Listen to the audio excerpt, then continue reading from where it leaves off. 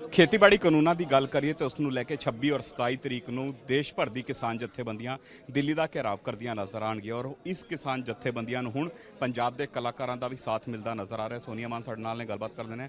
ਕਲਾਕਾਰ ਜਿਸ ਢੰਗ ਦੇ ਨਾਲ ਲਗਾਤਾਰ ਕਿਸਾਨਾਂ ਦੇ ਅੰਦੋਲਨ ਦਾ ਹਿੱਸਾ ਬਣਦੇ ਨਜ਼ਰ ਆ ਰਹੇ ਸੀ ਔਰ ਹੁਣ ਦਿੱਲੀ ਨੂੰ ਘੇਰਨ ਦੀ ਜਿਹੜੀ ਰਣਨੀਤੀ ਬਣਾਈ ਹੈ ਉਸ 'ਚ ਤੁਸੀਂ ਵੀ ਸਾਥ ਦੇਣ ਦੇ ਨਜ਼ਰ ਆਓਗੇ। ਕਿਸ ਤਰ੍ਹਾਂ ਦੀ ਰਣਨੀਤੀ ਹੈ ਕਲਾਕਾਰਾਂ ਦੀ?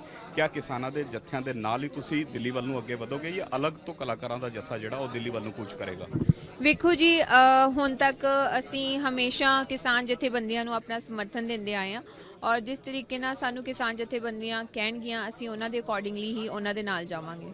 ਯਾਨੀ ਹੁਣ ਮੋਢੇ ਦੇ ਮੋਢਾ ਨਾਲ ਜੋੜ ਕੇ ਕਿਸਾਨਾਂ ਨਾਲ ਖੜੋਗੇ ਔਰ ਉਹਨਾਂ ਦੇ ਹੱਕਾਂ ਦੀ ਲੜਾਈ ਲੜ ਕੇ ਰਹੋਗੇ। ਜੀ ਹਾਂਜੀ, ਅੱਗੇ ਵੀ ਅਸੀਂ ਆਪਣਾ ਪੂਰਾ ਸਮਰਥਨ ਕਿਸਾਨ ਜਥੇਬੰਦੀਆਂ ਨੂੰ ਦੇ ਰਹੇ ਸੀਗੇ ਔਰ ਅੱਗੇ ਵੀ ਅਸੀਂ ਉਹਨਾਂ ਨੂੰ ਹੀ ਦਿੰਦੇ ਰਵਾਂਗੇ ਔਰ ਜਿੰਨਾ ਵੀ ਦਿੱਲੀ ਜਾਣ ਦਾ ਢਾਂਚਾ ਆ ਜਾਂ ਕੁਝ ਵੀ ਰਣਨੀਤੀ ਉਹ ਬਣਾਉਂਦੇ ਨੇ ਉਹ ਸਾਨੂੰ ਜਿਸ ਤਰੀਕੇ ਨਾਲ ਦੱਸਣਗੇ ਅਸੀਂ ਉਹਨਾਂ ਨੂੰ ਫੋਲੋ ਕਰਾਂਗੇ। ਦੂਜੇ ਪਾਸੇ ਅਗਰ ਕੇਂਦਰ ਦੀ ਗੱਲ ਕਰੀਏ, ਕੇਂਦਰ ਦਾ ਐਟੀਟਿਊਡ ਲੱਗਦਾ ਨਹੀਂ ਕਿ ਆਪਣੀ ਗੱਲ ਤੋਂ ਪਿੱਛੇ ਮੁੜਨ ਵਾਲੇ ਨੇ, ਕਿਉਂਕਿ ਲਗਾਤਾਰ ਮੀਟਿੰਗਾਂ ਕਰ ਰਹੇ ਨੇ ਲੇਕਿਨ ਮੀਟਿੰਗਾਂ ਜਿਹੜੀਆਂ ਨੇ ਬੇਸਿੱਟਾ ਰਹਿੰਦੀਆਂ ਨਜ਼ਰ ਆ ਰਹੀਆਂ ਨੇ। 3 ਬੈਠਕਾਂ ਹੋ ਚੁੱਕੀਆਂ ਨੇ, ਹੱਲ ਕੋਈ ਨਿਕਲਦਾ ਨਜ਼ਰ ਨਹੀਂ ਆ ਰਿਹਾ। ਤੁਹਾਨੂੰ ਲੱਗਦਾ ਹੈ ਕਿ ਇਸ ਤਰ੍ਹਾਂ ਦੇ ਅੰਦੋਲਨਾਂ ਦਾ ਕੇਂਦਰ ਤੇ ਪ੍ਰਭਾਵ ਪਊਗਾ? ਵੇਖੋ ਜੀ, ਜਿੱਥੋਂ ਤੱਕ ਮੇਰਾ ਖਿਆਲ ਹੈ ਕਿ ਮੈਂ ਹੁਣ ਦੀ ਆਪਣੀ ਇੰਨੇ ਸਾਲ ਦੀ ਪੋਲਿਟਿਕਸ ਦੇ ਵਿੱਚ ਮੈਂ ਇਹ ਜੇ ਨਹੀਂ ਦੇਖਿਆ ਵੀ ਆਪਣੀ ਸੈਂਟਰਲ ਗਵਰਨਮੈਂਟ ਇੰਨੀ ਇਰਰਿਸਪੌਂਸਿਬਲ ਹੋਈ ਹੋਵੇ। ਇਹ ਭਾਵੇਂ ਸਾਡੀ ਸਟੇਟ ਦਾ ਮੁੱਦਾ ਆ, ਸਟੇਟ ਦਾ ਸਾਡੇ ਸੀਐਮ ਖੁਦ ਕਹਿ ਰਹੇ ਨੇ ਕਿ ਸਾਡੇ ਸੀਐਮ ਨੂੰ ਖੁਦ ਨੂੰ ਪਤਾ ਕਿ ਸਾਡੀ ਸਟੇਟ ਵਾਸਤੇ ਕੀ ਚੰਗਾ ਹੈ ਕੀ ਬੁਰਾ ਹੈ। ਜਦੋਂ ਇਹ ਬਿੱਲ ਪਾਸ ਕੀਤਾ ਗਿਆ ਸੀਗਾ ਤੇ ਨਾ ਹੀ ਤੇ ਪਾਰਲੀਮੈਂਟ ਵੱਲੋਂ ਕੋਈ ਸਪੈਸ਼ਲ ਕਮੇਟੀ ਬਣਾਈ ਗਈ ਸੀਗੀ, ਨਾ ਹੀ ਉਹਨਾਂ ਨੂੰ ਪੁੱਛਿਆ ਗਿਆ ਸੀਗਾ। ਇਸ ਟਾਈਮ ਤੇ ਸਾਡੇ ਸੀਐਮ ਸਾਹਿਬ ਨੂੰ ਵੀ ਪੂਰਾ ਮਤਲਬ ਉਹਨਾਂ ਦੇ ਕੋਲ ਵੀ ਕੋਈ ਇਹੋ ਜਿਹੇ ਰਾਈਟਸ ਨਹੀਂ ਹੈਗੇ ਕਿ ਉਹ ਕੁਝ ਕਰ ਸਕਣ, ਹਨਾ ਵੀ ਉਹਨਾਂ ਨੂੰ ਤੇ ਇਹ ਜਿਹਾ ਜਿਹੜਾ ਆ ਸਿਸਟਮ ਅਸੀਂ ਦੇਖ ਰਹੇ ਹਾਂ ਇੰਨੇ ਸਾਲਾਂ ਦੇ ਵਿੱਚ, ਕਿੰਨੇ ਸਾਲਾਂ ਦੇ ਵਿੱਚ ਪੋਲਿਟਿਕਸ ਦੇ ਵਿੱਚ ਪਹਿਲੀ ਵਾਰੀ ਦੇਖ ਰਹੇ ਹਾਂ। ਔਰ ਜਿੱਥੋਂ ਤੱਕ ਟ੍ਰੇਨਾਂ ਬੰਦ ਕਰਨ ਦੀ ਗੱਲ ਆਈ ਸੀਗੀ, ਹੁਣ ਇਹਨਾਂ ਨੇ ਕਿਹਾ ਕਿ ਚਲੋ ਮਾਲ ਗੱਡੀਆਂ ਚਲਾ ਦਿੱਤੀਆਂ ਜਾਣ ਕਿਉਂਕਿ ਉੱਤੇ ਸਾਡੇ ਸੋਲਜਰਸ ਨੂੰ ਖਾਣਾ ਨਹੀਂ ਪਹੁੰਚ ਰਿਹਾ ਔਰ ਉਹ ਸਾਡੀ ਨੈਸ਼ਨਲ ਸਿਕਿਉਰਿਟੀ ਆ ਉਹਨੂੰ ਮੱਦੇ ਰੱਖਦੇ ਹੋਏ ਉਹ ਟ੍ਰੇਨਾਂ ਚੱਲਣੀਆਂ ਚਾਹੀਦੀਆਂ ਆ। ਔਰ ਜਿੱਥੇ ਕਰਕੇ ਸਾਡੀ ਕਿਸਾਨ ਜਥੇਬੰਦੀਆਂ ਨੇ ਇਹਦੇ ਵਿੱਚ ਹਾਮੀ ਭਰੀ ਕਿ ਹਾਂ ਉਹ ਗੱਲ ਠੀਕ ਹੈ ਕਿ ਉੱਤੇ ਉਹਨਾਂ ਦਾ ਖਾਣਾ ਜਾਣਾ ਚਾਹੀਦਾ ਬਿਕਾਜ਼ ਸਾਡੀ ਉਹ ਨੈਸ਼ਨਲ ਸਿਕਿਉਰਿਟੀ ਵਾਸਤੇ ਬਹੁਤ ਠੰਡ ਦੇ ਵਿੱਚ ਉੱਤੇ ਉਹ ਬੈਠੇ ਹੋਏ ਨੇ। ਫਿਰ ਜਿੱਥੋਂ ਤੱਕ ਇਹ ਗੱਲ ਕਰਦੇ ਆ ਪੈਸੇਂਜਰ ਟ੍ਰੇਨ ਤੇ ਉਵੇਂ ਵੀ ਕੋਵਿਡ ਦੇ ਵਿੱਚ ਸਾਰੀਆਂ ਬੰਦ ਸੀਗੀਆਂ ਤੇ ਇਹ ਇੱਕ ਬਹੁਤ ਹੀ ਬਚਪਨੇ ਵਾਲੀ ਗੱਲ ਹੈ ਕਿ ਤੁਸੀਂ ਪੈਸੇਂਜਰ ਟ੍ਰੇਨ ਵੀ ਚਾਲੂ ਕਰੋ ਤੇ ਤਦ ਅਸੀਂ ਮਾਲ ਗੱਡੀਆਂ ਚਲਾਵਾਂਗੇ। ਇਹ ਸੈਂਟਰ ਗਵਰਨਮੈਂਟ ਇਸ ਟਾਈਮ ਤੇ ਸਿਰਫ ਪੋਲਿਟਿਕਸ ਖੇਡ ਰਹੀ ਹੈ ਔਰ ਪੰਜਾਬ ਵਾਲਿਆਂ ਨੂੰ ਸਿਰਫ ਇੱਕ ਹਰਾਸਮੈਂਟ ਕਰਨ ਦੀ ਗੱਲ ਹੈ। ਕਿਸਾਨ ਮੰਨ ਗਏ ਕਿ ਆਪਾਂ ਜਿਹੜੀ ਯਾਤਰੀ ਟ੍ਰੇਨਾਂ ਉਹ ਵੀ ਸ਼ੁਰੂ ਕਰਾ ਦਿੰਦੇ ਆ, ਆਪਾਂ ਮਾਲ ਗੱਡੀਆਂ ਵੀ ਸ਼ੁਰੂ ਕਰਾ ਦਿੰਦੇ ਤਾਂ ਕਿ ਪੰਜਾਬ ਜਿਹੜਾ ਉਸ ਨੂੰ ਇਸ ਅੰਦੋਲਨ ਦਾ ਕਿਤੇ ਨਾ ਕਿਤੇ ਖਾਮਿਆਜ਼ਾ ਜਿਹੜਾ ਨਾ ਭੁਗਤਣਾ ਪਏ ਕਿਉਂਕਿ ਬਲੈਕ ਆਊਟ ਦੀ ਸਿਚੁਏਸ਼ਨ ਬਣੀ ਹੋਈ ਹੈ। ਯੂਰੀਆ ਸਾਡੇ ਕੋਲ ਹੈ ਨਹੀਂ, ਜਿਪਸਮ ਸਾਡਾ ਖਤਮ ਹੋ ਗਿਆ, ਬਾਰਦਾਨਾ ਸਾਡੇ ਕੋਲ ਨਹੀਂ ਆ ਰਿਹਾ। ਦੇਖੋ ਜੀ, ਉਹ ਤੇ ਚਲੋ ਠੀਕ ਹੈ, ਪੰਜਾਬ ਸਾਡਾ ਇਸ ਗੱਲ ਨੂੰ ਵੀ ਸੋਚ ਰਿਹਾ ਬਟ ਨਾਲ ਨਾਲ ਸਾਡੀ ਨੈਸ਼ਨਲ ਸਿਕਿਉਰਿਟੀ ਦਾ ਵੀ ਬਹੁਤ ਹੀ ਜ਼ਿਆਦਾ ਵੱਡਾ ਰੋਲ ਹੈ ਬਿਕਾਜ਼ ਇਸ ਟਾਈਮ ਤੇ ਜਿਵੇਂ ਚਾਈਨਾ ਵੀ ਪਾਕਿਸਤਾਨ ਦੇ ਨਾਲ ਮਿਲਿਆ ਹੋਇਆ ਹੈ। ਸੋ ਇਸ ਟਾਈਮ ਤੇ ਸਾਨੂੰ ਪੂਰੇ ਇੱਕ ਸਟੇਟ ਨੂੰ ਜਾਂ 2 ਸਟੇਟ ਨੂੰ ਪੂਰੇ ਇੰਡੀਆ ਦੀ ਜਿਹੜੀ ਸੈਂਟਰਲ ਗਵਰਨਮੈਂਟ ਆ ਉਹਨਾਂ ਨੂੰ ਆਪਣੀ ਨੈਸ਼ਨਲ ਸਿਕਿਉਰਿਟੀ ਨੂੰ ਖਤਰੇ ਦੇ ਵਿੱਚ ਨਹੀਂ ਪਾਉਣਾ ਚਾਹੀਦਾ ਇੱਕ ਕਿਸਾਨ ਅੰਦੋਲਨ ਵਾਸਤੇ। ਔਰ ਜਿਹੜੀ ਵੀ ਚੀਜ਼ ਆ ਜਿੱਥੇ ਕਿ ਇੱਕ ਸਟੇਟ ਦਾ ਸੀਐਮ ਵੀ ਕਹਿ ਰਿਹਾ ਹੈ ਕਿ ਇਹ ਬਿੱਲ ਸਾਡੇ ਕਿਸਾਨਾਂ ਵਾਸਤੇ ਨਹੀਂ ਸਹੀ ਹੈਗਾ ਜਾਂ ਇੱਕ ਐਮਐਸਪੀ ਤੁਹਾਨੂੰ ਫਿਕਸ ਕਰਨੀ ਚਾਹੀਦੀ ਹੈ ਔਰ ਇਸ ਬਿੱਲ ਦੇ ਵਿੱਚ ਅਮੈਂਡਮੈਂਟਸ ਕਰਨੀਆਂ ਚਾਹੀਦੀਆਂ, ਉੱਥੇ ਸਾਡੇ ਪ੍ਰਾਈਮ ਮਿਨਿਸਟਰ ਨੂੰ ਇਹ ਕਰਨਾ ਚਾਹੀਦਾ ਹੈ ਔਰ ਇੱਕ ਸਪੈਸ਼ਲ ਏਜੰਸੀ ਦੇ ਵਿੱਚ ਇੱਕ ਸਪੈਸ਼ਲ ਕਮੇਟੀ ਬਿਠਾਉਣੀ ਚਾਹੀਦੀ ਹੈ। ਸੋਨੀਆ, ਹੁਣ ਅਗਰ ਕਿਸਾਨਾਂ ਦੀ ਗੱਲ ਕਰੀਏ ਕਹਿੰਦੇ ਨਜ਼ਰ ਆ ਰਹੇ ਜਿੱਥੇ ਵੀ ਪੁਲਿਸ ਰੋਕੇਗੀ ਕਿਉਂਕਿ ਇਹ ਤੇ ਲਾਜ਼ਮੀ ਜੀ ਗੱਲ ਹੈ ਕਿ ਕੋਵਿਡ-19 ਦਾ ਹਵਾਲਾ ਦੇਣਾ ਹੁਣੇ ਤੋਂ ਸ਼ੁਰੂ ਹੋ ਚੁੱਕਿਆ ਹੈ। ਕਿਹਾ ਜਾ ਰਿਹਾ ਹੈ ਦਿੱਲੀ ਦੇ ਵਿੱਚ ਨਹੀਂ ਐਂਟਰ ਕਰਨ ਦੇਵਾਂਗੇ ਤੇ ਕਿਸਾਨ ਕਹਿ ਰਹੇ ਨੇ ਜਿੱਥੇ ਵੀ ਸਾਨੂੰ ਪੁਲਿਸ ਰੋਕੇਗੀ ਉੱਥੇ ਹੀ ਆਪਾਂ ਅਣਮਿੱਥੇ ਸਮਾਂ ਲਈ ਧਰਨਾ ਪ੍ਰਦਰਸ਼ਨ ਕਰਾਂਗੇ।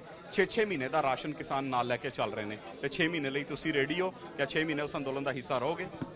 ਮੈਂ ਵੇਖੋ ਪਿਛਲੇ 6 ਮਹੀਨੇ ਤੋਂ ਕੰਟੀਨਿਊਸਲੀ ਮੈਂ ਬੰਬੇ ਤੋਂ ਪੰਜਾਬ ਦੇ ਵਿੱਚ ਹਾਂ ਔਰ ਕੰਟੀਨਿਊਸਲੀ ਮੈਂ ਕੰਮ ਆਪਣਾ ਕਰ ਰਹੀ ਹਾਂ ਔਰ ਅੱਗੇ ਵੀ ਅਸੀਂ ਸਾਰੇ ਆਰਟਿਸਟ ਮਿਲ ਕੇ ਜਿੱਥੇ ਜਿੱਥੇ ਸਾਡੀਆਂ ਡਿਊਟੀਆਂ ਲੱਗਦੀਆਂ ਅਸੀਂ ਜਾਂਦੇ ਔਰ ਮੈਂ ਆਪਣਾ ਸਮਰਥਨ ਦਊਂਗੀ। ਬਤੌਰ ਆਰਟਿਸਟ ਇਨ ਧਰਨਿਆਂ ਦਾ ਹਿੱਸਾ ਬਣ ਰਹੇ ਹੋ ਜਾਂ ਬਤੌਰ ਇੱਕ ਕਿਸਾਨ ਜਿਹੜਾ ਕਿਸਾਨ ਪਰਿਵਾਰ ਨਾਲ ਤਾਲੁਕ ਰੱਖਦੇ ਹੋ, ਕੀ ਰੀਜ਼ਨ ਹੈ ਤੁਹਾਡਾ ਇਨ ਪ੍ਰੋਟੈਸਟਾਂ ਦਾ ਹਿੱਸਾ ਬਣਨ? ਵੇਖੋ ਜੀ, ਮੇਰੇ ਫਾਦਰ ਸਾਹਿਬ ਸਰਦਾਰ ਬਲਦੇਵ ਸਿੰਘ ਮਾਨ ਜਿਨ੍ਹਾਂ ਨੇ ਆਪਣੀ ਸਾਰੀ ਜ਼ਿੰਦਗੀ ਕਿਸਾਨਾਂ ਵਾਸਤੇ ਦੇ ਦਿੱਤੀ, ਉਹ ਕਿਸਾਨ ਯੂਨੀਅਨ ਲੀਡਰ ਸੀਗੇ ਔਰ ਮੈਂ ਉਹਨਾਂ ਦੇ ਕਮਿਊਨਿਸਟ ਪਰਿਵਾਰ ਤੋਂ ਹਾਂ। ਮੈਂ ਤੇ ਮੇਰਾ ਬਚਪਨ ਹੀ ਇਸੇ ਧਰਨਿਆਂ ਦੇ ਵਿੱਚ ਨਿਕਲਿਆ ਹੈ। ਸੋ ਮੈਂ ਇੱਕ ਕਿਸਾਨ ਦੀ ਬੇਟੀ ਹੋ ਕੇ ਔਰ ਹਮੇਸ਼ਾ ਹੀ ਆਪਣੀ ਕਿਸਾਨ ਜਥੇਬੰਦੀਆਂ ਦੇ ਨਾਲ ਬਚਪਨ ਤੋਂ ਜੁੜੀ ਆਈ ਹਾਂ ਕਿਉਂਕਿ ਮੇਰੇ ਮੰਮਾ ਨੇ ਸਾਰੀ ਲਾਈਫ ਉੱਥੇ ਦਿੱਤੀ, ਮੇਰੇ ਫਾਦਰ ਸਾਹਿਬ ਨੇ ਸਾਰੀ ਸਾਰੀ ਜ਼ਿੰਦਗੀ ਦੇ ਦਿੱਤੀ।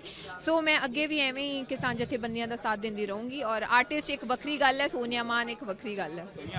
ਇੱਕ ਵੱਡਾ ਸਵਾਲ, ਤੁਸੀਂ ਕਿਹਾ ਕਮਿਊਨਿਸਟ ਪਰਿਵਾਰ ਨਾਲ ਸੰਪਰਕ ਰੱਖਦੇ ਹੋ, ਲੇਕਿਨ ਬੀਜੇਪੀ ਦਾ ਕਹਿਣਾ ਹੈ ਕਿ ਕਮਿਊਨਿਸਟ ਕਦੇ ਦੇਸ਼ ਦਾ ਭਲਾ ਨਹੀਂ ਚਾਹੁੰਦੇ। ਉਹ ਤੇ ਇਹ ਕਹਿੰਦੇ ਨੇ ਕਿ ਕਮਿਊਨਿਸਟਾਂ ਦੇ ਨਾਲ ਕੁਝ ਨਕਸਲੀ ਜਥੇਬੰਦੀਆਂ ਜਿਹੜੀ ਉਹ ਅੰਦੋਲਨ ਦਾ ਹਿੱਸਾ ਬਣ ਰਹੀ। ਵੇਖੋ ਜੀ, ਬੀਜੇਪੀ ਦਾ ਜਦ ਕਿਸੇ ਵੀ ਸਰਕਾਰ ਦਾ ਕੰਮ ਹੈ ਗਲਤ ਬੋਲਣਾ ਕਿਸੇ ਨੂੰ ਵੀ। ਜੇ ਬੀਜੇਪੀ ਇੰਨੀ ਸਿਆਣੀ ਹੈ ਤੇ ਇਸ ਟਾਈਮ ਤੇ ਜਦੋਂ ਸਾਡੇ ਨਾਲ ਜ਼ਿੱਦ ਕਰਕੇ ਬੈਠੇ ਸੀਗੇ ਕਿ ਤੁਸੀਂ ਆਪਣੀ ਪੈਸੇਂਜਰ ਟ੍ਰੇਨ ਵੀ ਚਲਾਓ ਤੇ ਦੂਜੀ ਮਾਲ ਗੱਡੀਆਂ ਦੇ ਨਾਲ ਉਹ ਚਲਾਓਗੇ ਤੇ ਅਸੀਂ ਕਰਾਂਗੇ, ਤੇ ਬਚਪਨੇ ਵਾਲੀਆਂ ਗੱਲਾਂ ਆ ਜਿੱਥੇ ਕਿ ਇੱਕ ਸਾਡੇ ਪ੍ਰਾਈਮ ਮਿਨਿਸਟਰ ਨੂੰ ਇਸ ਟਾਈਮ ਤੇ ਨੈਸ਼ਨਲ ਸਿਕਿਉਰਿਟੀ ਬਾਰੇ ਸੋਚਣਾ ਚਾਹੀਦਾ ਹੈ। ਸਿਰਫ 2 ਸਟੇਟਾਂ ਦੇ ਕਿਸਾਨ ਦੇ ਮੁੱਦੇ ਨੂੰ ਲੈ ਕੇ ਨਹੀਂ ਇੰਨੀ ਈਗੋ ਰੱਖਣੀ ਚਾਹੀਦੀ, ਉਲਟਾ ਬੈਠਣਾ ਚਾਹੀਦਾ ਹੈ ਤੇ ਉਹਨੂੰ ਸੌਟ ਆਊਟ ਕਰਨਾ ਚਾਹੀਦਾ ਜਿਹੜਾ ਇੰਨੀ ਦੇਰ ਤੋਂ ਚੱਲ ਰਿਹਾ ਹੈ। ਔਰ ਜਿੱਥੇ ਖਾਸ ਕਰਕੇ ਸਾਡਾ ਸੀਐਮ ਇਹ ਗੱਲ ਕਹਿ ਰਿਹਾ ਹੈ ਕਿ ਕਿਸਾਨਾਂ ਵਾਸਤੇ ਇਹ ਬਿੱਲ ਨਹੀਂ ਸਹੀ ਹੈਗਾ, ਤੇ ਉੱਥੇ ਤੁਸੀਂ ਜ਼ਬਰਦਸਤੀ ਕਿਵੇਂ ਕਹਿ ਦੋਗੇ ਕਿ ਇਹ ਸਹੀ ਹੈ? ਮੇਰੇ ਘਰ ਦੇ ਵਿੱਚ ਕਿਹੜੀ ਚੀਜ਼ ਮੈਨੂੰ ਪਚਦੀ ਹੈ ਉਹ ਤੇ ਮੈਨੂੰ ਪਤਾ ਹੋਊਗਾ ਨਾ, ਦੂਜਾ ਤਾਂ ਨਹੀਂ ਆ ਕੇ ਕਹੇਗਾ ਕਿ ਇਹ ਤੇਰੇ ਵਾਸਤੇ, ਤੇਰੇ ਡਾਈਜੈਸਟਿਵ ਸਿਸਟਮ ਵਾਸਤੇ ਸਹੀ ਹੈ ਕਿ ਗਲਤ ਹੈ। So that is really wrong policy.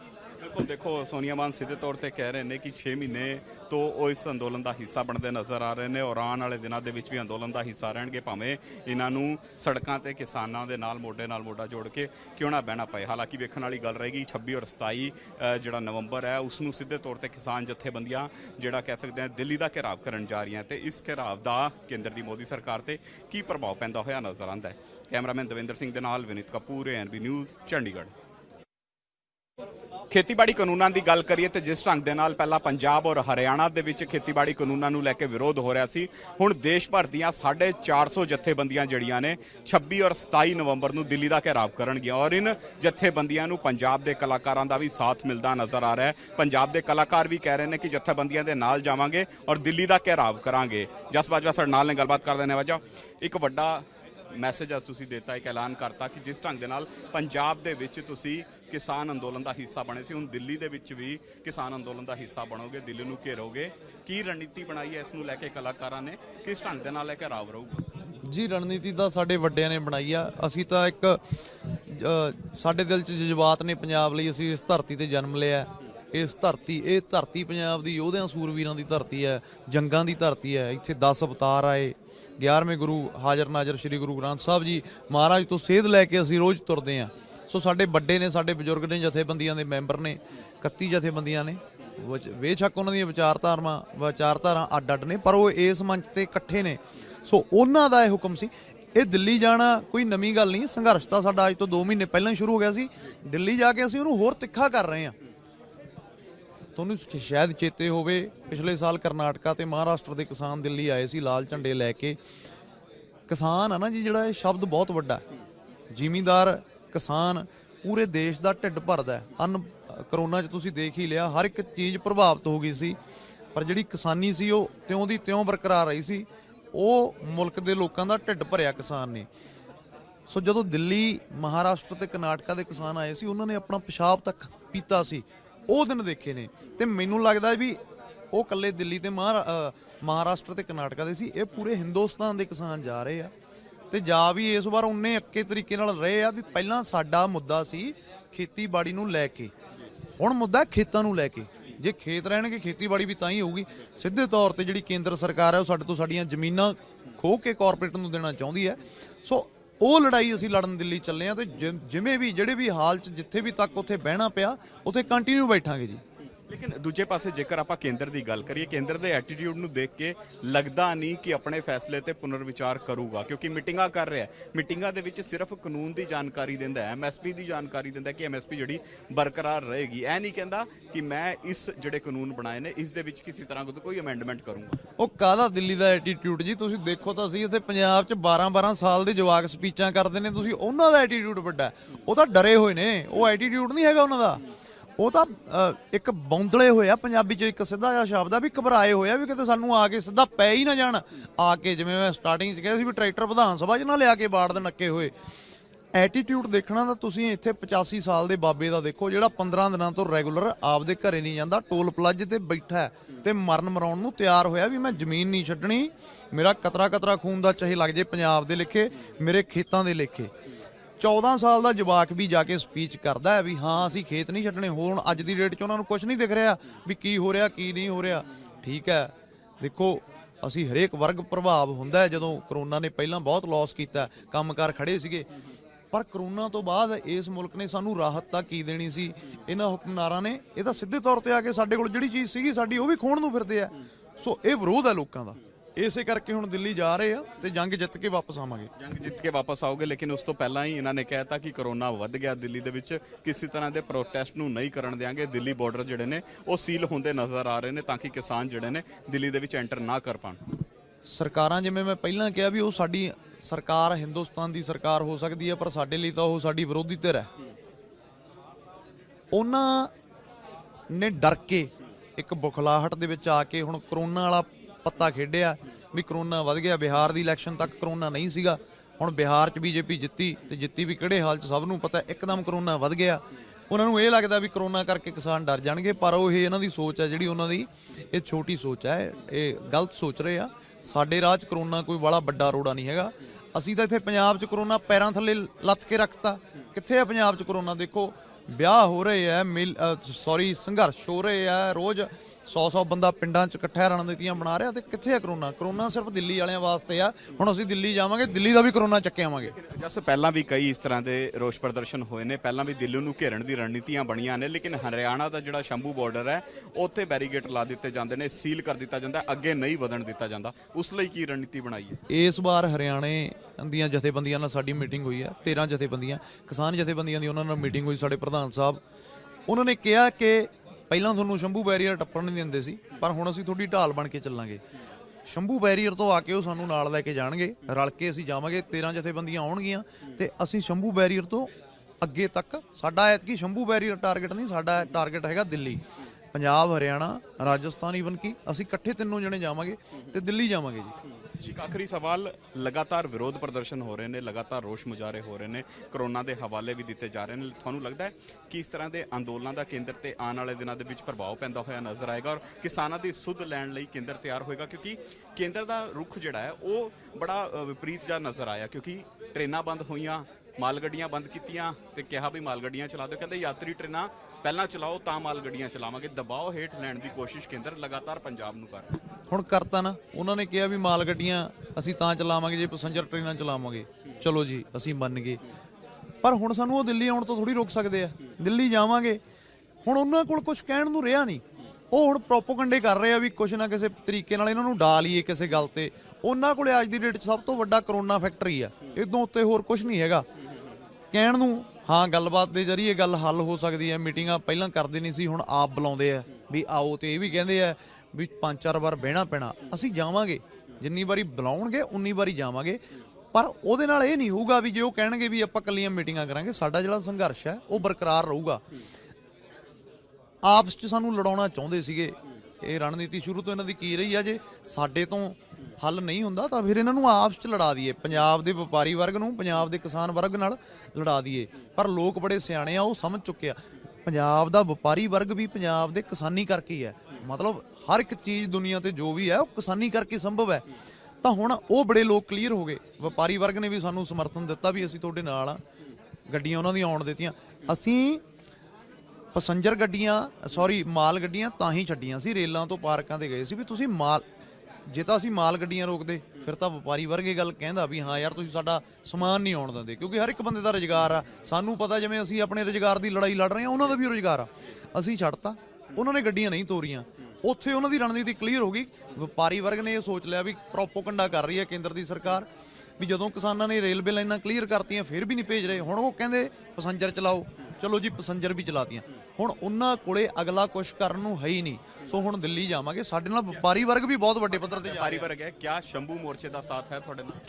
ਬਿਲਕੁਲ ਹੋਣਾ ਚਾਹੀਦਾ ਜੀ, ਮੈਨੂੰ ਲੱਗਦਾ ਵੀ ਉਹਨਾਂ ਨੂੰ ਵੀ ਜਾਣਾ ਚਾਹੀਦਾ। ਠੀਕ ਆ, ਪੰਜਾਬ ਦੀਆਂ ਬੜੀਆਂ ਮੰਗਾਂ ਚੱਕਦੇ ਆ ਉਹ, ਪਰ ਸਾਡਾ ਪਹਿਲਾ ਜਿਹੜਾ ਮੁੱਦਾ ਹੈ ਉਹ ਕਿਸਾਨੀ ਹੈ। ਹੋਰਾਂ ਨਾਲ ਕੋਈ ਗੱਲਬਾਤ ਹੋਈ ਹੈ ਕਿ ਤੁਸੀਂ ਨਾਲ ਚੱਲੋ? ਮੈਂ ਤਾਂ ਇਨਵਾਈਟ ਕੀਤਾ ਸੀ ਉਹਨਾਂ ਨੂੰ ਕਿ ਚਲੋ ਆਪਾਂ ਚੱਲਦੇ ਹਾਂ ਸਾਰੇ ਜਣੇ। ਦੀਪ ਉਹਨਾਂ ਨੂੰ ਕੀ ਹਰ ਇੱਕ ਵਰਗ ਨੂੰ ਜਿਹੜਾ ਇਸ ਮੋਰਚੇ 'ਚ ਆ ਕੇ ਆਵਾਜ਼ ਚੱਕ ਰਿਹਾ, ਹਰ ਇੱਕ ਵਰਗ ਨੂੰ ਇਨਵਾਈਟ ਕੀਤਾ ਕਿ ਆਪਾਂ ਇੱਕ ਵਾਰੀ ਦਿੱਲੀ ਚੱਲੀਏ ਰਲ ਕੇ। ਉਦੋਂ ਬਾਅਦ ਜਿਵੇਂ ਜਿਵੇਂ ਜਿਹਦੀ ਵਿਚਾਰਧਾਰਾ ਹੈ ਉਹ ਆਪਦੇ ਹਿਸਾਬ ਨਾਲ ਸੰਘਰਸ਼ ਲੜੀ ਜਾਵੇ। 6 ਮਹੀਨੇ ਦਾ ਰਾਸ਼ਨ ਵੀ ਕਿਸਾਨ ਨਾਲ ਲੈ ਕੇ ਤੁਰਦੇ ਨਜ਼ਰ ਆਣਗੇ। ਕਿਆ 6 ਮਹੀਨੇ ਲਈ ਤਿਆਰ? ਬਾਈ ਜੀ, ਰਾਸ਼ਨ ਤਾਂ ਮਤਲਬ ਮੈਂ ਕਹਿਣਾ ਨਹੀਂ ਚਾਹੁੰਦਾ, ਇਹ ਛੋਟਾ ਮੂੰਹ ਵੱਡੀ ਗੱਲ ਹੋ ਜਾਂਦੀ ਹੈ। ਪੰਜਾਬ ਹੈ, ਅਸੀਂ ਬਹੁਤ ਡਾਊਨ ਟੂ ਅਰਥ ਹਾਂ। ਦੁਨੀਆ 'ਚ ਜਦੋਂ ਕਿਤੇ ਭੀੜ ਪੈ ਜਾਵੇ ਨਾ ਜੀ, ਤੁਹਾਨੂੰ ਸਭ ਤੋਂ ਪਹਿਲਾਂ ਉੱਥੇ ਪੰਜਾਬੀ ਨਜ਼ਰ ਆਉਣਗੇ ਪੱਗਾਂ ਬੰਨ੍ਹ ਕੇ, ਚਾਹੇ ਉਹ ਲਿਬਨਾਨ ਹੈ, ਚਾਹੇ ਉਹ ਸੀਰੀਆ, ਖਾਲਸਾ ਏਡ ਪਹੁੰਚਦੀ ਹੈ। ਇਹ ਤਾਂ ਸਾਡੇ ਆਪ ਦਾ ਘਰ ਦਾ ਇੱਕ ਸੰਘਰਸ਼ ਹੈ। ਇੱਥੇ ਤਾਂ ਸਾਡੇ ਜਿਹੜੇ ਬਾਹਰਲੇ ਮੁਲਕਾਂ ਦੇ ਭਰਾ ਬੈਠੇ ਆ, ਮਤਲਬ ਰਾਸ਼ਨ ਪਾਣੀ ਇਹ ਤਾਂ ਛੋਟੀਆਂ ਗੱਲਾਂ ਨੇ, ਉਹ ਤੋਲ ਦੇਣਗੇ ਪੰਜਾਬੀਆਂ ਨੂੰ। ਸੋ ਇਹ ਸਾਡੇ ਲਈ ਵੱਡਾ ਮੁੱਦਾ ਨਹੀਂ। ਪੰਜਾਬ ਬੜੇ ਪੱਬਾਂ ਭਰ ਹੋ ਕੇ ਚੱਲਿਆ ਤੇ ਇਹ ਲੜਾਈ ਅਸੀਂ ਜਿੱਤ ਕੇ ਆਵਾਂਗੇ। ਲੜਾਈ ਜਿੱਤ ਕੇ ਆਵਾਂਗੇ ਔਰ ਇਸ ਨੂੰ ਲੈ ਕੇ ਦਿੱਲੀ ਵੱਲ ਨੂੰ ਕੂਚ ਕੀਤਾ ਜਾਊਗਾ। 26-27 ਨਵੰਬਰ ਨੂੰ ਦਿੱਲੀ ਕੂਚ ਕੀਤਾ ਜਾਊਗਾ। ਵੇਖਣ ਵਾਲੀ ਗੱਲ ਰਹੇਗੀ ਕਿ ਇਸ ਅੰਦੋਲਨ ਦਾ ਕੇਂਦਰ ਦੀ ਮੋਦੀ ਸਰਕਾਰ ਤੇ ਕੀ ਪ੍ਰਭਾਵ ਪੈਂਦਾ ਹੋਇਆ ਨਜ਼ਰ ਆਉਂਦਾ ਹੈ। ਕੈਮਰਾਮੈਨ ਦਵਿੰਦਰ ਸਿੰਘ ਦੇ ਨਾਲ ਵਿਨੀਤ ਕਪੂਰ, ANB ਨਿਊਜ਼, ਚੰਡੀਗੜ੍ਹ। ਖੇਤੀਬਾੜੀ ਕਾਨੂੰਨਾਂ ਦੀ ਗੱਲ ਕਰੀਏ ਤੇ ਵੱਡੇ ਪੱਧਰ ਤੇ ਇਸ ਦਾ ਵਿਰੋਧ ਹੁੰਦਾ ਨਜ਼ਰ ਆ ਰਿਹਾ। ਹੁਣ ਦੇਸ਼ ਭਰ ਦੀਆਂ 450 ਜਥੇਬੰਦੀਆਂ 26 ਔਰ 27 ਨਵੰਬਰ ਨੂੰ ਕੇਂਦਰ ਨੂੰ ਘੇਰਨ ਦਿੱਲੀ ਚੱਲੀਆਂ ਨੇ। ਕਹਿੰਦੀਆਂ ਨੇ ਕਿ ਹੁਣ ਕੇਂਦਰ ਤੇ ਦਬਾਅ ਬਣਾਉਣਾ ਜ਼ਿਆਦਾ ਜ਼ਰੂਰੀ ਹੋ ਗਿਆ, ਤਾਂ ਹੀ ਆ ਖੇਤੀਬਾੜੀ ਕਾਨੂੰਨ ਜਿਹੜੇ ਨੇ ਰੱਦ ਹੁੰਦੇ ਹੋਏ ਨਜ਼ਰ ਆਉਣਗੇ। ਬਾਪੂ ਬਲਕੌਰ ਸਿੰਘ ਸਾਡੇ ਨਾਲ ਨੇ, ਗੱਲਬਾਤ ਕਰ ਦਿੰਦੇ ਹਾਂ। ਲਗਾਤਾਰ ਵਿਰੋਧ ਹੋ ਰਿਹਾ ਖੇਤੀਬਾੜੀ ਕਾਨੂੰਨਾਂ ਦਾ। 2 ਮਹੀਨੇ ਹੋ ਗਏ ਕਿਸਾਨ ਜਿਹੜੇ ਨੇ ਸੜਕਾਂ ਤੇ ਬੈਠੇ ਨੇ, 3 ਵਾਰ ਬੈਠਕਾਂ ਹੋ ਗਈਆਂ, ਹੱਲ ਨਿਕਲਦਾ ਨਜ਼ਰ ਨਹੀਂ ਆ ਰਿਹਾ। ਹੁਣ ਤੁਹਾਨੂੰ ਲੱਗਦਾ 26 ਔਰ 27 ਤਰੀਕ ਦਾ ਜਿਹੜਾ ਅੰਦੋਲਨ ਹੈ ਆ ਕੋਈ ਹੱਲ ਕੱਢੂਗਾ? ਬੇਟਾ ਉਹਦੇ ਨਾਲ ਇਹਨਾਂ ਦੇ ਉੱਤੇ ਨਾ ਦਬਾਅ ਬਣੂਗਾ। ਅਜੇ ਤੱਕ ਇਹਨਾਂ ਨੂੰ ਇਹ ਆ ਵੀ ਸਾਨੂੰ ਕੋਈ ਝੁਕਾਉਣ ਵਾਲਾ ਜੰਮਿਆ ਨਹੀਂ। ਜਦੋਂ ਪੰਜਾਬ ਦੇ ਲੋਕ ਇਕਮੁੱਠ ਹੋ ਕੇ ਉੱਥੇ ਜਾਣਗੇ, ਇਹ ਨਹੀਂ ਕਿ ਉੱਥੇ ਲਾਲ ਕਿਲੇ ਦੀਆਂ ਕੰਧਾਂ ਤੇ ਚੜ ਜਾਣਗੇ। ਦਿੱਲੀ 'ਚ ਕਿਤੇ ਵੀ ਗਏ ਤੇ ਰਾਹ 'ਚ ਵੀ ਰੋਕ ਲਏ, ਸਮਝੋ ਦਿੱਲੀ ਪਹੁੰਚ ਗਏ। ਇਹਦਾ ਨਹੀਂ ਕਿ ਆਪਾਂ ਕਿਸੇ ਦੇ ਘਰ ਦੇ ਦਰਵਾਜ਼ੇ ਤੱਕ ਆ ਗਏ। ਜੇ ਘਰ ਵਾਲਾ ਘਰ ਛੱਡ ਕੇ ਤੁਹਾਡੇ ਕੋਲੇ ਆ ਗਿਆ ਤਾਂ ਵੀ ਉਹਦੇ ਕੋਲੇ ਤੁਸੀਂ ਪਹੁੰਚ ਗਏ। ਇਸ ਕਰਕੇ ਪੰਜਾਬ ਦੇ ਲੋਕ ਜਦੋਂ ਚੱਲਣਗੇ ਨਾ, ਤੇ ਦਿੱਲੀ ਦੀਆਂ ਜਿਹੜੀਆਂ ਨਕਮੀਆਂ ਸਰਕਾਰਾਂ ਨੇ ਉਹਨਾਂ ਦੇ ਕੁਰਸੀਆਂ ਦੇ ਪਾਵੇ ਲਾਜ਼ਮੀ ਹਿੱਲਣਗੇ। ਤੇ ਹਿੱਲਣਗੇ, ਲੇਕਿਨ ਸਰਕਾਰਾਂ ਨੇ ਕਰੋਨਾ ਦਾ ਬਹਾਨਾ ਬਣਾਉਣਾ ਹੁਣੇ ਤੋਂ ਸ਼ੁਰੂ ਕਰਤਾ। ਉਹ ਕਹਿ ਰਹੇ ਕਿ ਦਿੱਲੀ ਦੇ ਵਿੱਚ ਨਹੀਂ ਵੜਨ ਦੇਾਂਗੇ ਕਿਉਂਕਿ ਕਰੋਨਾ ਵੜ ਗਿਆ ਇੱਥੇ। ਵੇਖੋ ਕਰੋਨਾ ਤਾਂ ਦਿੱਲੀ 'ਚ ਪਹਿਲਾਂ ਹੀ ਆ। ਕਮਾਲ ਦੀ ਗੱਲ ਆ, ਜਿਹੜੇ ਕਿਸਾਨ ਜਾ ਰਹੇ ਉਹਨਾਂ ਨੂੰ ਕਿਸੇ ਨੂੰ ਕਰੋਨਾ ਨਹੀਂ। ਕਮਾਲ ਨਹੀਂ, ਇੱਕ ਨੂੰ ਤਾਂ ਹੋਵੇ। ਉਹ ਜਾ ਰਹੇ ਨੇ, ਬਹਾਨੇ ਨਾਲ ਰੋਕਣਗੇ। ਜਿੰਨੇ ਬਹਾਨੇ ਨਾਲ ਰੋਕਣਗੇ ਉਨੀ ਹੀ ਸਰਕਾਰ ਦੇ ਵਿੱਚ ਇਸ ਅੰਦੋਲਨ ਦੀ ਹਾਜ਼ਰੀ ਲੱਗੂਗੀ। ਲੇਕਿਨ ਕੇਜਰੀਵਾਲ ਸਰਕਾਰ ਹੈ, ਕੇਜਰੀਵਾਲ ਸਰਕਾਰ ਇਸ ਗੱਲ ਦੇ ਹਵਾਲੇ ਦਿੰਦੀ ਨਜ਼ਰ ਆ ਰਹੀ ਹੈ। ਕੇਂਦਰ ਸਰਕਾਰ ਨਹੀਂ ਇਹ ਹਵਾਲਾ ਦੇ ਰਹੀ, ਕੇਜਰੀਵਾਲ ਸਰਕਾਰ ਤਾਂ ਕੁਝ ਨਹੀਂ, ਵਿਚਾਰਾ ਪੂੰਗੜਾ ਹੈ। ਸਰਕਾਰ ਤਾਂ ਉੱਥੇ ਦਿੱਲੀ ਦੀ ਹੈ। ਸਟੇਟ ਸਰਕਾਰ ਦੇ ਕੋਲੇ ਕੁਝ ਵੀ ਨਹੀਂ, ਨਾ ਉਹਦੇ ਕੋਲੇ ਪੁਲਿਸ ਹੈ, ਨਾ ਉਹਦੇ ਕੋਲੇ ਵਿੱਤ ਹੈ, ਕੁਝ ਨਹੀਂ। ਐਵੇਂ ਕਾਰਪੋਰੇਸ਼ਨ ਦੀਆਂ ਵੋਟਾਂ ਕਰਨ ਵਾਲਾ ਬੰਦਾ ਉਹ, ਕੁਝ ਨਹੀਂ। ਉਸ ਤੋਂ ਬਾਅਦ ਬੇਟਾ ਉਹ ਕੋਈ ਸਰਕਾਰ ਨਹੀਂ, ਉੱਥੇ ਸਾਰੇ ਸੈਂਟਰ ਦੀ ਸਰਕਾਰ ਹੈ। ਯੂਨੀਅਨ ਟੈਰੀਟਰੀ ਵਰਗਾ ਉਹਦਾ ਦੇਸ਼ ਹੈ, ਕੋਈ ਖਾਸ ਗੱਲ ਨਹੀਂ। ਲੱਗਦਾ ਨਹੀਂ ਕਿ ਕੇਂਦਰ ਤੇ ਦਬਾਅ ਪੈਂਦਾ ਨਜ਼ਰ ਨਹੀਂ ਆ ਰਿਹਾ, ਕਿਉਂਕਿ ਕੇਂਦਰ ਤੇ ਪੰਜਾਬ ਨੂੰ ਦਬਾਅ ਹੇਠ ਲੈਣ ਦੀ ਕੋਸ਼ਿਸ਼ ਕਰਦਾ ਨਜ਼ਰ ਆ ਰਿਹਾ। ਟ੍ਰੇਨਾਂ ਨਹੀਂ ਚਲਾਈਆਂ, ਮਾਲ ਗੱਡੀਆਂ ਨਹੀਂ ਚੱਲੀਆਂ, ਕੋਇਲਾ ਖਤਮ ਹੋ ਗਿਆ, ਯੂਰੀਆ ਖਤਮ ਹੋ ਗਿਆ, ਯਾਨੀ ਕਿਸਾਨਾਂ ਤੇ ਦਬਾਅ ਬਣਾਉਣ ਦੀ ਕੋਸ਼ਿਸ਼ ਹੈ। ਕਰਦਾ ਵੇਖੋ, ਕਰੋਨਾ 8 ਮਹੀਨੇ ਹੋ ਗਏ ਪੁੱਤ, 24 ਮਾਰਚ ਤੋਂ। ਉਦੋਂ ਪਹਿਲਾਂ ਕਿਸਾਨ ਨਹੀਂ ਉੱਠੇ ਸੀ। ਕਿਸਾਨ ਤਾਂ 2 ਮਹੀਨੇ ਹੋਏ ਉੱਠਿਆਂ ਨੂੰ, ਤੇ ਗੱਡੀਆਂ ਤਾਂ ਉਦੋਂ ਵੀ ਨਹੀਂ ਚੱਲੀਆਂ ਸੀ, ਤੇ ਲੋਕਾਂ ਨੇ ਡੰਗ ਲਾਇਆ। ਐਸੀ ਕੋਈ ਗੱਲ ਨਹੀਂ। ਗੱਡੀਆਂ ਗੁੱਡੀਆਂ ਕਰਕੇ ਨਹੀਂ ਲੋਕ ਇਹਨਾਂ ਦੀ ਗੱਲ ਨੂੰ ਮੰਨਦੇ। ਉਹ ਆਦੇ ਵੀ ਕੋਈ ਗੱਲ ਨਹੀਂ, ਜਿਹੜੀ ਕੋਈ ਆਉਣ ਜਾਣ ਵਾਲੀ ਆਉਣ ਦਿਓ, ਪੰਜਾਬ ਚੋਂ ਜਾਣ ਵਾਲੀ ਚੀਜ਼ ਭੇਜ ਦਿਓ, ਆਉਣ ਵਾਲੀ ਆ ਜਾਣ ਤੇ ਗੁੱਡ ਕੀਤਾ, ਵਧੀਆ। ਇਹ ਸਿਆਣੀ ਗੱਲ ਹੈ। ਵੇਖੋ ਘਾਬਰੇ ਨਹੀਂ ਹਨ ਇਹ। ਤੇ ਲੋਕੀ ਸਮਾਂ ਮੋਦੀ ਨੂੰ ਲਾਹਣਤਾ ਪਾਉਣਗੇ ਵੀ ਭਾਈ ਸਾਹਿਬ ਇਹ ਤਾਂ ਗੱਡੀਆਂ ਵੀ ਚਲਾਉਂਦੇ ਨੇ, ਤੇ ਤੂੰ ਦੱਸ ਕੀ ਕਰਦਾ? ਉਹਦੇ ਕੋਲ ਜਵਾਬ ਕੋਈ ਨਹੀਂ ਹੋਊ। ਤੁਹਾਨੂੰ ਲੱਗਦਾ ਨਹੀਂ ਇਸ ਮਸਲੇ ਤੇ ਸਿਆਸਤ ਜ਼ਿਆਦਾ ਹੋਗੀ? ਨਹੀਂ, ਸਿਆਸਤਾਂ ਬੇਟਾ ਜਿਹੜੇ ਪੋਲੀਟੀਸ਼ੀਅਨ ਹੈ ਉਹ ਸਿਆਸਤਾਂ ਕਰਦੇ ਆ, ਪਰ ਕਿਸਾਨ ਸਿਆਸਤ ਨਹੀਂ ਕਰ ਰਹੇ, ਪੱਕੀ ਗੱਲ ਹੈ। ਪੋਲੀਟੀਸ਼ੀਅਨ ਜਿਹੜੇ ਸਿਆਸਤ ਕਰ ਰਹੇ ਨੇ ਉਹਨਾਂ ਨੂੰ ਕਿਸ ਤਰ੍ਹਾਂ ਦੇਖਦੇ ਹੋ? ਕਿਉਂਕਿ ਇੱਕ ਪਾਸੇ ਤੇ ਕਹਿੰਦੇ ਆਪਾਂ ਜਿਹੜੇ ਅਸਤੀਫੇ ਉਹ ਦੇਤੇ, ਆਪਾਂ ਗੱਠਜੋੜ ਤੋੜਤੇ, ਦੂਜੇ ਪਾਸੇ ਕਈ ਕਹਿ ਰਹੇ ਨੇ ਕਿ ਆਪਾਂ ਹਰ ਤਰ੍ਹਾਂ ਦੇ ਕਿਸਾਨਾਂ ਦੇ ਹੱਕਾਂ ਦੀ ਲੜਾਈ ਲੜ ਕੇ ਰਹਾਂਗੇ। ਮੁੱਖ ਮੰਤਰੀ ਕਹਿੰਦੇ ਕਿ ਮੇਰੇ ਕੋਲ ਅਸਤੀਫਾ ਜਿਹੜਾ ਮੇਰੀ ਜੇਬ 'ਚ ਪਿਆ ਹੈ, ਕਦੇ ਵੀ ਛੱਡ ਜੂੰਗਾ, ਮੈਨੂੰ ਆਪ ਕੁਰਸੀ ਪਿਆਰੀ ਨਹੀਂ ਹੈ, ਕਿਸਾਨ ਪਿਆਰੇ ਨੇ। ਇਹ ਪੋਲੀਟਿਕਸਾਂ ਕਰਦੇ ਨੇ, ਇਹਨਾਂ ਨੂੰ ਹੱਕ ਹੈ, ਹਰੇਕ ਪੋਲੀਟੀਸ਼ੀਅਨ ਨੂੰ ਪੋਲੀਟਿਕਸ ਕਰਨ ਦਾ ਹੱਕ ਹੈ, ਪਰ ਇਹ ਤਾਂ ਕਰਦੇ ਇਹਨਾਂ ਨੂੰ ਪਤਾ ਹੈ ਵੀ ਕਿਸਾਨ ਜਾਗ ਪਿਆ, ਇਹਨਾਂ ਤੋਂ ਬਗੈਰ ਇਹਨਾਂ ਦਾ ਲੰਗਰ ਸੁੱਕ ਜਾਣਾ। ਕਿਉਂਕਿ ਬਹੁਤ ਗਿਣਤੀ, ਵੱਡੀ ਗਿਣਤੀ ਕਿਸਾਨੀ ਹੈ ਪੰਜਾਬ ਦੀ। ਜਿਹੜੇ ਬਹੁਤੀਆਂ ਲੋਕ ਰਾਜ ਦੇ ਵਿੱਚ ਗੱਲਾਂ ਕਰਦੇ ਨੇ ਪੜ੍ਹੇ ਲਿਖੇ, ਉਹ ਤਾਂ 35% ਵੋਟਾਂ ਪਾਉਣ ਆਉਂਦੇ ਨੇ, 35%। ਤੇ ਜਿਹੜੇ ਬੰਦੇ ਗਰੀਬੜੇ ਨੇ ਉਹ 85% ਤੱਕ ਵੋਟਾਂ ਪਾਉਂਦੇ। ਉਹਨੂੰ ਪਤਾ ਵੀ ਜੇ 85% ਨੇ ਵੋਟ ਨਾ ਪਾਈ ਤੇ ਸਾਡੇ ਕੋਲੇ ਕੁਝ ਨਹੀਂ ਆਉਣਾ। ਇਸ ਕਰਕੇ ਉਹ ਕਿਸੇ ਨੇ ਅਸਤੀਫਾ ਆਪਦੀ ਜੇਬ 'ਚ ਪਾ ਰੱਖਿਆ, ਕਿਸੇ ਨੇ ਅਸਤੀਫਾ ਆਪਦੀ ਜੇਬ 'ਚੋਂ ਕੱਢ ਕੇ ਦੂਜੀ ਦੀ ਜੇਬ 'ਚ ਪਾਤਾ। ਗੱਲ ਇੰਨੀ ਆ, ਇਹਦੇ ਨਾਲ ਕੋਈ ਫਰਕ ਨਹੀਂ ਪੈਂਦਾ। ਪਰ ਕਿਤੇ ਨਾ ਕਿਤੇ ਝੁਕੇ ਤਾਂ ਹੈਗੇ ਨਾ। ਭਾਵੇਂ ਬਣੌਟੀ ਜੀ ਅਸਤੀਫਾ ਪਾਇਆ, ਅਸਤੀਫਾ ਤਾਂ ਪਾਉਣਾ ਪੈਗਾ, ਨਹੀਂ ਤਾਂ ਕਦੇ ਅਸਤੀਫਾ ਸੋਚ ਹੀ ਨਹੀਂ ਸਕਦੇ ਸੀ। ਹਾਂ, ਬਣੌਟੀ ਅਸਤੀਫਾ, ਬਣੌਟੀ ਅਸਤੀਫੇ ਹੁੰਦੇ ਨੇ ਇਹਨਾਂ ਦੇ। ਡਰਾਮੇਬਾਜ਼ੀ ਹੋ ਰਹੀ, ਡਰਾਮੇਬਾਜ਼ੀ ਕਰਦੇ ਨੇ, ਕਿਉਂਕਿ ਲੋਕਾਂ ਦੇ ਇਹ ਸ਼ੁਭ ਚਿੰਤਕ ਨਹੀਂ ਹਨ, ਪੱਕੀ ਗੱਲ। ਇੱਕ ਹੋਰ ਚੀਜ਼ ਵੇਖਣ ਨੂੰ ਮਿਲੀ ਕਿ ਪੰਜਾਬ ਦੇ ਵਿੱਚ ਤੇ ਵੱਡੇ ਪੱਧਰ ਤੇ ਵਿਰੋਧ ਹੋ ਰਿਹਾ। ਤੁਸੀਂ ਹਰਿਆਣਾ ਨਾਲ ਤਾਲੁਕ ਰੱਖਦੇ ਹੋ, ਹਰਿਆਣਾ ਦੇ ਵਿੱਚ ਉਸ ਤਰ੍ਹਾਂ ਦਾ ਅਸਰ ਨਹੀਂ ਵੇਖਣ ਨੂੰ ਮਿਲ ਰਿਹਾ। ਤਾਂ ਹੈ, ਮੇਰਾ ਉੱਥੇ ਪਿੰਡ ਹੈ, ਮੈਂ ਜਾਣਾ, ਲੋਕੀ ਬੜੇ ਕਚੀਚੀਆਂ ਵੱਢਦੇ ਨੇ, ਉਹਦੇ ਅਸੀਂ ਇਹਨਾਂ ਦੇ ਨਾਲ ਆ, ਉੱਥੇ ਵੀ ਜਾਣਗੇ, ਅਸੀਂ ਉੱਥੇ ਦੀ ਰੋਟੀਆਂ ਪਕਾਉਣ ਤੱਕ ਜਾਵਾਂਗੇ। ਹਰਿਆਣੇ ਦੀਆਂ ਜਿਹੜੀਆਂ ਘੁੰਡ ਕੱਢਣ ਵਾਲੀਆਂ ਜਨਾਨੀਆਂ ਵਿਚਾਰੀਆਂ, ਲੰਬੇ ਲੰਬੇ ਘੁੰਗਟ ਨਿਕਾਲਿਓ ਸੋ ਭਾਈ, ਉਹਦੀਆਂ ਅਸੀਂ ਜਾ ਕੇ ਇਹਨਾਂ ਦੀਆਂ ਰੋਟੀਆਂ ਪਕਾਵਾਂਗੇ। ਕਰਦੇ ਨੇ ਉਹਦੇ ਕੋਈ ਗੱਲ ਨਹੀਂ, ਆਪਾਂ ਛਤਰੋਂ ਛਤਰੀ ਵੀ ਨਹੀਂ ਹੋਣਾ, ਸਿਆਣੇ ਢੰਗ ਨਾਲ ਜਾ ਕੇ ਆਪਾਂ ਸਰਕਾਰ ਨੂੰ ਝੁਕਾ ਲਾਂਗੇ, ਕੋਈ ਬਾਤ ਨਹੀਂ। ਲੇਕਿਨ ਭਾਜਪਾ ਸ਼ਾਸੀ ਜਿਹੜੇ ਪ੍ਰਦੇਸ਼ ਨੇ, ਹਰਿਆਣਾ ਦੀ ਗੱਲ ਕਰ ਲਈਏ, ਉੱਥੇ ਦੀ ਪੁਲਿਸ ਤੇ ਤਿਆਰ ਹੋ ਰਹੀ ਹੈ ਬਈ 26 ਤਰੀਕ ਨੂੰ ਦਿੱਲੀ ਨਹੀਂ ਵੜਨ ਦੇਣਾ, ਹਰਿਆਣਾ ਬਾਰਡਰ ਸੀਲ ਹੋਣ। ਚੀਜ਼ ਹੈ ਪੁੱਤ, ਪੁਲਿਸ ਕੀ ਚੀਜ਼ ਹੈ? ਵੱਡਾ ਤਬਕਾ ਕਲਾਸ 3 ਮੁਲਾਜ਼ਮ ਹੁੰਦਾ ਹੈ, ਅਣਪਣਾ ਵਰਗਾ ਟੋਲਾ, ਵਰਦੀ ਪਾਈ ਹੁੰਦੀ ਹੈ, 9 ਪੋਰੀ ਦੀ ਡਾਂਗ ਹੱਥ 'ਚ ਫੜਾਈ ਹੁੰਦੀ ਹੈ, ਉਹਨਾਂ 'ਚ ਕੈਲੀਬਰ ਕਿਹੜਾ? ਉਹਨਾਂ ਦੀ ਤਾਂ ਮੱਤ ਹੈ, ਭਾਵੇਂ ਆਪਦੇ ਪਿਓ ਦੇ ਸਿਰ ਤੇ ਡਾਂਗ ਮਰਵਾ ਦਿਓ ਤੇ ਭਾਵੇਂ ਦੁਸ਼ਮਣ ਦੇ ਮਰਵਾ ਦਿਓ, ਉਹਨਾਂ ਦੀ ਆਪਣੀ ਕੋਈ ਬੁੱਧੀ ਨਹੀਂ ਹੁੰਦੀ। ਬਾਪੂ ਜੀ ਆਰਡਰ ਤੇ ਉਹਨਾਂ ਨੂੰ ਹੋ ਗਏ ਨਾ ਬਈ ਅੰਦਰ ਨਹੀਂ ਵੜਨ ਦੇਣਾ। ਮਗਰੋਂ ਪਤਾ ਲੱਗੂ ਵੀ ਅਸੀਂ ਤਾਂ ਆਪਦੇ ਘਰ ਦੇ ਸਿਰ ਭੰਨ ਲਏ, ਰੋਟੀ ਖਾਣ ਕਿੱਥੇ ਆਉਣਗੇ? ਘਰੇ, ਤੇ ਘਰੇ ਗਾਂ ਮਾਂ ਦਾ ਸਿਰ ਆਪ ਭੰਨਿਆ ਹੋਊਗਾ, ਆਪੇ ਪਤਾ ਲੱਗ ਜੂ ਯਾਰ ਸਾਡੇ ਤੋਂ ਗਲਤ ਡਾਂਗ ਮਰਵਾ ਲਈ। ਇਸ ਕਰਕੇ ਨਾ ਪੁਲਿਸ ਤੋਂ ਡਰਨ ਦੀ ਲੋੜ ਨਹੀਂ ਹੁੰਦੀ, ਪੁਲਿਸ ਕੋਈ ਖਾਸ ਚੀਜ਼ ਨਹੀਂ, ਤੁਹਾਡੀ ਧੀ ਪੁੱਤ ਹੈ ਔਰ ਇਹ ਪਬਲਿਕ ਸਰਵੈਂਟ ਹੈ, ਇਹਨਾਂ ਨੂੰ ਤੁਸੀਂ ਸਾਹਿਬ ਨਾ ਕਹੋ। ਇੱਕ ਮੈਂ ਤੁਹਾਡੇ ਕੋਲ ਤੁਸੀਂ ਸਵਾਲ ਕੀਤਾ ਪੁਲਿਸ ਦੇ ਸੰਬੰਧ 'ਚ, ਇਹਨਾਂ ਨੂੰ ਸਾਹਿਬ, ਜਨਾਬ, ਹਜੂਰ ਤੇ ਮਾਈ ਬਾਪ ਨਾ ਕਹੋ, ਇਹ ਪਬਲਿਕ ਸਰਵੈਂਟ ਨੇ, ਲੋਕਾਂ ਦੇ ਸੇਵਕ, ਬਸ ਇਹ ਆਪਦੀ ਔਕਾਤ 'ਚ ਰਹਿਣ। ਲੱਗਦਾ ਔਕਾਤ 'ਚ ਹੈ ਹੋਣਗੇ ਜਦੋਂ ਲੋਕ ਜਾਗਣਗੇ, ਇਹਨਾਂ ਦੀ ਆਪਣੀ ਆਪ ਔਕਾਤ ਆ ਜਾਊ। ਅਜੇ ਤੱਕ ਸਾਨੂੰ ਹੀ ਸਾਹਿਬ ਲੱਗਦੇ ਆ। ਸਮੱਸਿਆ ਇਹ ਹੈ ਕਿ ਸਾਨੂੰ ਪਤਾ ਨਹੀਂ ਵੀ ਸਾਡੇ ਨੌਕਰ ਹੈ। ਜਿੱਥੇ ਸਾਨੂੰ ਪਤਾ ਲੱਗ ਗਿਆ ਵੀ ਇਹ ਤਾਂ ਬੰਦਾ ਸਾਡਾ ਨੌਕਰ ਹੈ, ਤੇ ਉਹਨੂੰ ਪਤਾ ਲੱਗ ਜਾਂਦਾ, ਨੌਕਰ ਨੂੰ ਵੀ, ਮੇਰੇ ਮਾਲਕ ਨੂੰ ਪਤਾ ਲੱਗ ਗਿਆ ਵੀ ਮੈਂ ਇਹਨਾਂ ਦਾ ਨੌਕਰ ਹਾਂ, ਉਹ ਸਾਨੂੰ ਸਾਹਿਬ ਕਹਵੇ। ਪਬਲਿਕ ਨੂੰ, ਪਬਲਿਕ ਉਹਨਾਂ ਦੀ ਬਿਲਕੁਲ ਜਨਤਾ ਨਹੀਂ ਹੈ, ਇਹ ਪੱਕੀ ਗੱਲ ਹੈ। ਹੱਲ ਕਿੱਦਾਂ ਨਿਕਲੂਗਾ? ਕਾਨੂੰਨਾਂ ਦਾ ਹੱਲ ਕੀ ਹੈ? ਕਿਉਂਕਿ ਕੇਂਦਰ ਮੰਨਣ ਲਈ ਤਿਆਰ ਨਹੀਂ, ਕੇਂਦਰ ਮੰਨਣ ਲਈ ਤਿਆਰ ਨਹੀਂ। 3 ਬੈਠਕਾਂ ਹੋ ਲੀਆਂ, ਬਿਲਕੁਲ ਨਾ ਮੰਨੇ, ਵੋਟਾਂ ਪੈਣਗੀਆਂ। ਲੋਕੀ ਵੋਟਾਂ 'ਚ ਇੰਦਰਾ ਗਾਂਧੀ ਨਹੀਂ ਹਰਾਈ ਸੀ ਨਾ, ਕਿੱਡੀ ਤਕੜੀ ਔਰਤ ਸੀ। ਬਾਘਾ ਬਾਰਡਰ ਤੋਂ ਲੈ ਕੇ ਬੰਗਾਲ ਤੱਕ ਇੱਕ ਸੀਟ ਨਹੀਂ ਦਿੱਤੀ ਸੀ, ਇੱਕ। ਤੇ ਵੇਖਲਾ 2 ਮਹੀਨਿਆਂ 'ਚ ਲਿੱਸੀ ਪੈ ਗਈ ਸੀ ਨਾ। ਤੇ ਜਦੋਂ ਚਿਕਮਗਲੂਰ ਤੋਂ ਦੁਬਾਰਾ ਜਿਤਾ ਕੇ ਭੇਜੀ, ਤੇ ਉਸੇ ਪਾਰਲੀਮੈਂਟ ਦੀ ਜਿਹਦੀ ਉਹ ਹੈੱਡ ਸੀ, ਉਹਨੂੰ ਕਹਿੰਦੀ ਹੁੰਦੀ ਸੀ ਸ਼ੈਮ ਸ਼ੈਮ ਸ਼ੈਮ। ਸਾੜੀ ਦੇ ਪੱਲੇ ਨਾਲ ਮੂੰਹ ਨਹੀਂ ਢਕਿਆ ਗਿਆ।